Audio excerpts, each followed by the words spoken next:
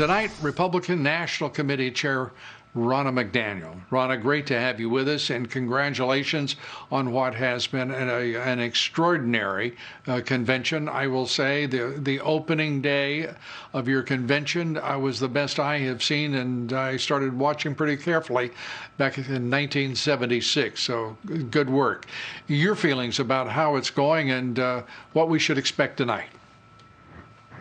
Well, I think what we achieved with our convention is exactly what we wanted to, which is we wanted to tell the stories of the policies of the Trump administration through the eyes of the American people and how it has benefited them personally, and give a narrative of their stories. A business owner where the PPP loan helped her, or the right to try young boy, or a lobsterman from Maine, or a dairy farmer from Wisconsin.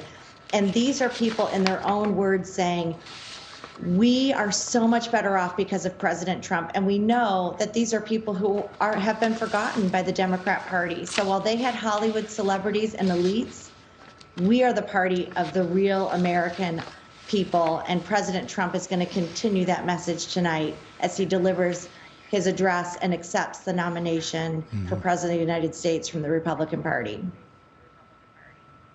Sharing the limelight tonight will be Mitch McConnell, and he will be standing, as it were, with the president. One hopes more than just simply optically. This is now President Trump's party. Whether Mitch McConnell or any of the other rhinos understand it, like it, it really doesn't matter. I would have to assume that it concerns you deeply that a splintered party between the rhinos of the Senate and the rhinos of the House are going to create problems going into November 3rd, more likely for them and not for the president. Your thoughts about that as we await the president's acceptance speech tonight?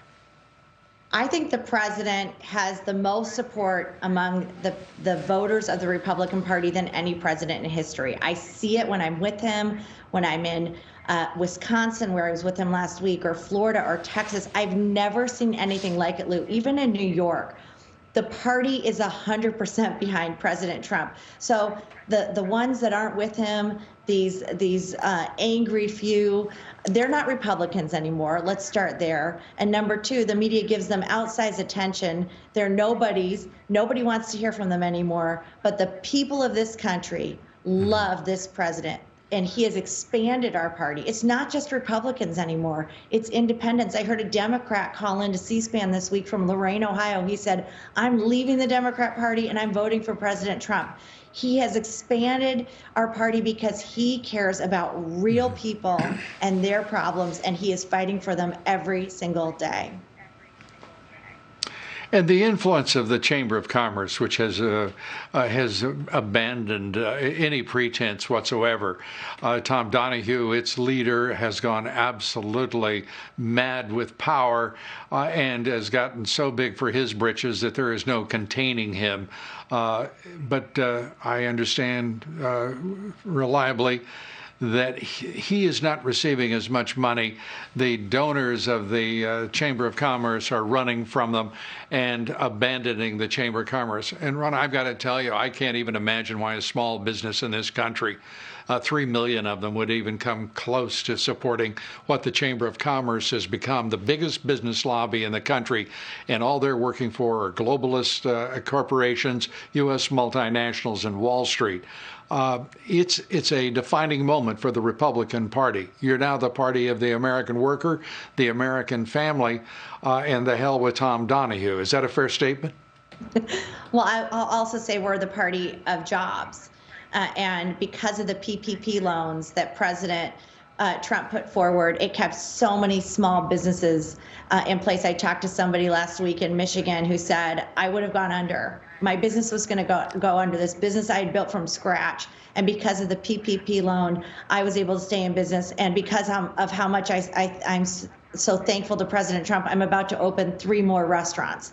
This is what this president is. He's the jobs president. He's the people president. He is the fighter. He's the trade president. He's the veterans president. He's the healthcare president. He has come to Washington and he has said, I am done with the swamp and the bureaucracy and the people who say no, and we are going to change the system. And that is why he needs 4 more years, because we have got to weed out the people who are here for their own power and not for the benefit of the people they are elected to represent. Ronna McDaniel, powerhouse leader of the Republican National Committee, good to have you with us.